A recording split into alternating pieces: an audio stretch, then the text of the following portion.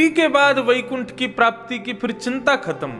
अपनी भक्ति को इतना दृढ़ बना लो कि अपनी भक्ति से हम ठाकुर जी को जीते जी अपने नेत्रों के सामने सन्मुख प्रकट कर लें, उनका दर्शन कर लें। ये भक्ति का विषय है।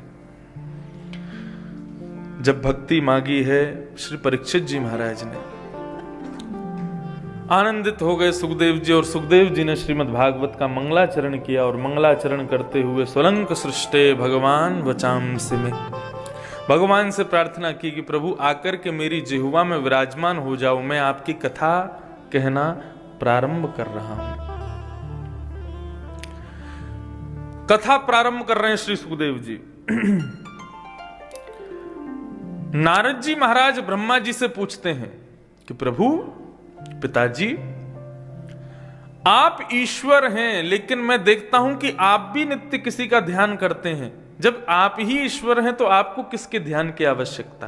तब श्री ब्रह्मा जी ने बताया, बोले मैं ईश्वर नहीं हूं। कौन हूं? बोले मैं ईश्वर का भी एक पार्षद हूं, उनका भी एक दूत हूं। बोले ईश्वर कौन है? तब उन्होंने उत्तर दिया, नारायण परावेदा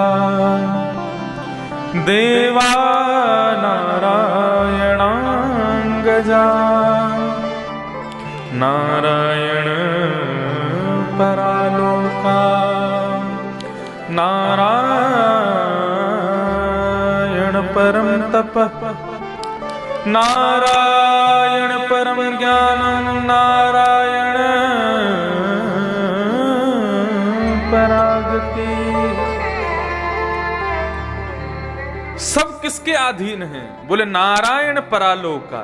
ये संपूर्ण लोक किसके अधीन है? बोले नारायण के अधीन है। वे प्रसन्न रहते हैं तो पूरी सृष्टि आनंद में रहती है। वे थोड़े से चिंतित होते हैं तो पूरी सृष्टि में प्रलय आ जाती है। वे मुस्कुराते हैं तो सृष्टि का सृजन हो जाता है। वे क्रोधित होते हैं तो सृष्टि का प्रलय हो जाता है। सारी लोक, तीनों भुवन उनके पराधीन है। देवा नारायणांगजा, देवता, ये 33 करोड़ देवता सब नारायण के अंगज हैं, सब नारायण के पराधीन हैं, उनकी इच्छा के बिना। अच्छा एक बात बताएं आपको, चाहूं तो मैं भी देवता बन सकता हूं, चाहे तो आप भी बन सकते हैं। कैसे बनते हैं देवता?